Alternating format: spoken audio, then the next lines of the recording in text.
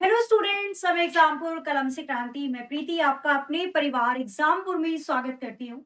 तो जल्दी से सभी स्टूडेंट्स एक बार सेशन में आ जाइए, क्योंकि आज इस सेशन में मैं आपको बताने वाली हूँ कि 14 नवंबर की फर्स्ट सेकंड थर्ड शिफ्ट के अंतर्गत रीजनिंग में किस किस प्रकार के क्वेश्चन पूछे गए हैं, कौन से टॉपिक से कितने क्वेश्चन आ रहे हैं और टोटल 25 में से कितने क्वेश्चन आप सभी को करके आने हैं सेफ स्कोर के अंतर्गत। तो चलिए शुरू करते हैं सेशन को। सबसे पहले हम लोग बात कर लेते हैं वेटेज की।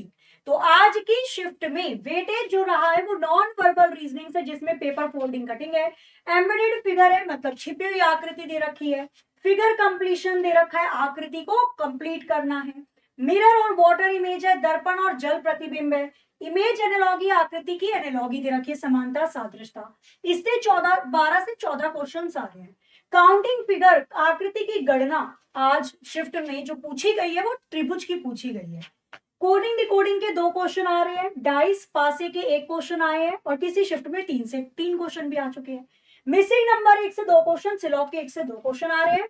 और वही अगर मैं बात करती हूँ एनालॉगी, समानता सादृश्यता 1 क्वेश्चन, अल्फाबेटिकल सीरीज 2 और मिसलेनियस 2 से 3। सेकेंड और थर्ड शिफ्ट को मिलाकर जो क्वेश्चंस बनी है, वेटेज बनी है, वो इस प्रकार से रीजनिंग की है। नॉन वर्बल में 8 क्वेश्चन पूछे गए, जिसमें चित्र से संबंधित सारे चैप्टर थे। डाइस पासे से 3 क्वेश्चन पूछे गए, काउंटिंग फिगर से 1 क्वेश्चन पूछा गया और वही सिटिंग अरेंजमेंट से 2 क्वेश्चन पूछे गए। बैठक व्यवस्था सेकंड थर्ड शिफ्ट में पूछी गई थी, जिसमें 6 लोगों को गोले में बैठाया गया था। ठीक है, इसके बाद रैंकिंग का 1 क्वेश्चन आया था। मिसिंग नंबर के 1 से 2 क्वेश्चन एक चित्र में दे रखा था और एक सीरीज दे रखी थी।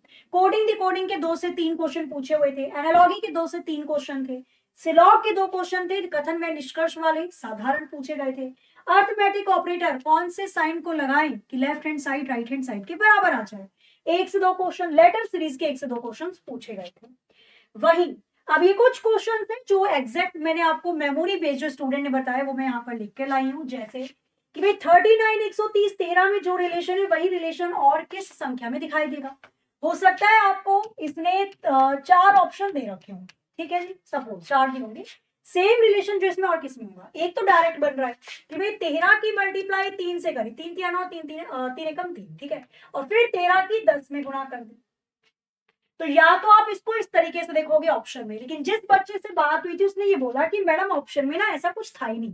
ऑप्शन में एक ऑप्शन था 35, 125 और 10। तो बताओ कैसे होगा।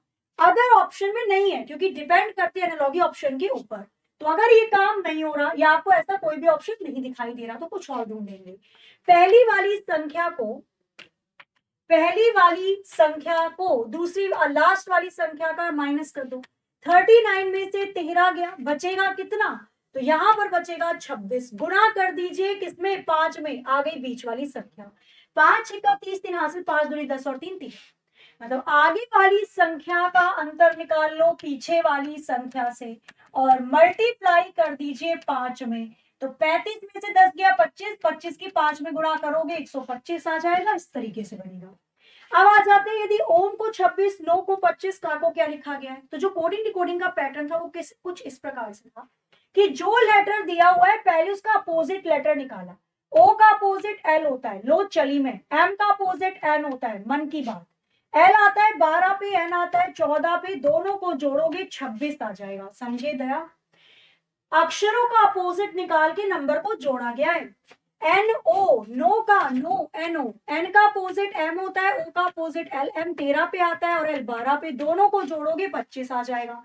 पूछा है का के बारे में, तो का के का अपोजिट होता है पी, कानपुर, और ए का opposite A to Z. P 16 पे आता है, जेड 26 पे आता है, जोड़ दो कितना आ जाएगा, 6 6 12 1 हासिल, 2 3 और 1 4 42। तो क्वेश्चन मार्क की जगह 42 आ जाएगा। खत्म कहानी। आगे आ जाइए। फिर आपको ये सीरीज दे रखी थी। आप देखो डिपेंड करता है ऑप्शन पे। अगेन मिसिंग नंबर का क्वेश्चन है तो ऑप्शन पर डिपेंड करेगा।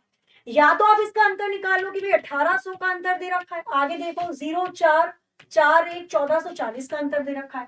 यहां पर भी 360 माइनस किया है तो आगे भी 360 माइनस कर देना। तो कितना आ जाएगा, 0801। तो 1080 को जब आप माइनस करोगे 5760 में से 1080 को, तो कितना आ जाएगा, 0, यहां पर आ जाएगा 2 और 6 8 आ जाएगा, यह आ जाएगा 6। 4680 इसका आंसर हो सकता है। मैंने अगेन आपसे बोला कि डिपेंड करता है ये किस पे, तो ये डिपेंड करता है आपके सॉरी ऑप्शन पे।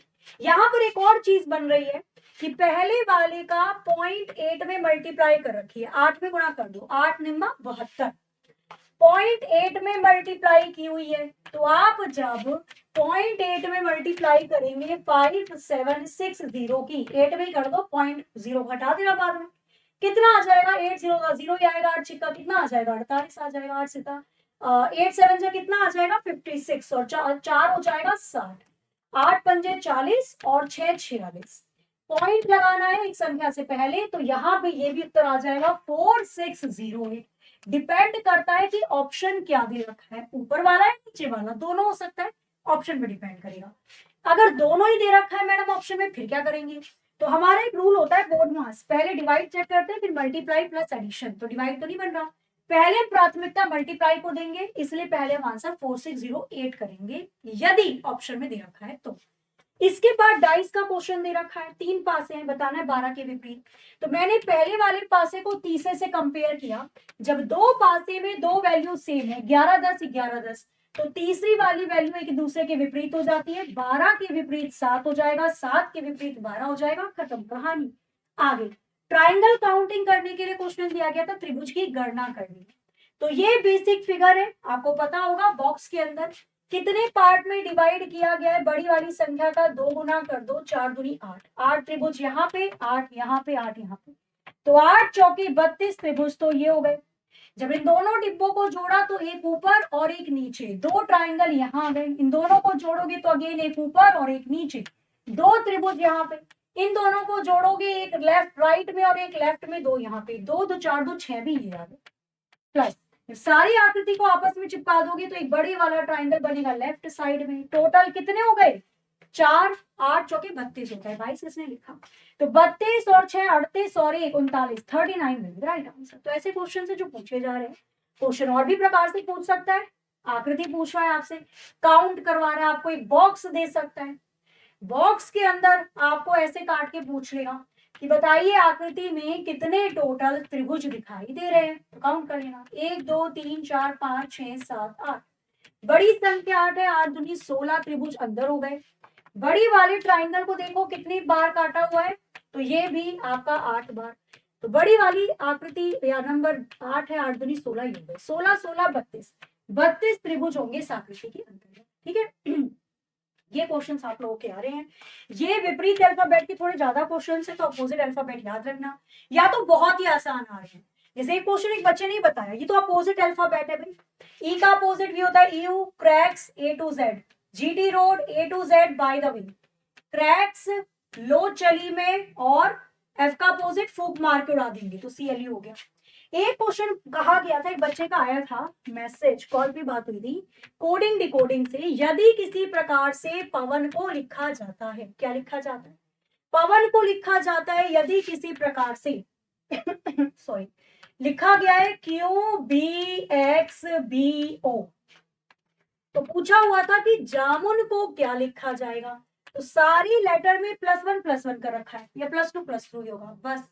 तो P के बाद क्या आता है, P Q A B W X A B N O, J के बाद क्या आता है अल्फाबेट में, तो I J K आता है, A के बाद B आता है, M के बाद N आता है, U के बाद क्या आएगा, U के बाद V आएगा, और N के बाद क्या आएगा, O आ जाएगा, क्या हो जाएगा यहाँ पे K B N V, +1 है और कुछ भी नहीं है इसके अंतर्गत।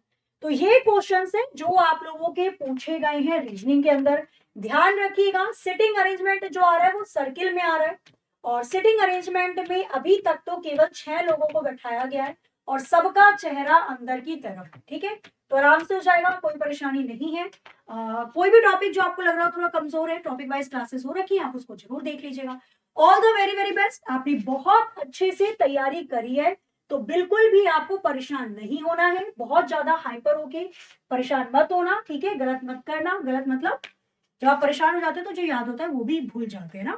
तो जरूर इस सेशन को देखिए, सीखिए, अगर कुछ होता है, कुछ आ रहा है, आता है ऐसे तब आपको, ठीक है, बस प्रैक्टिस की देरी है, एक दो बार रिवाइज कर लोगे सब कुछ हो जाएगा और सब अच्छा होगा। बी पॉजिटिव है ना, बढ़िया से होकर जाओ, हंसी खुशी एग्जाम देकर आओ। ऑल द वेरी बेस्ट आप सभी स्टूडेंट्स को, जय हिंद जय भारत।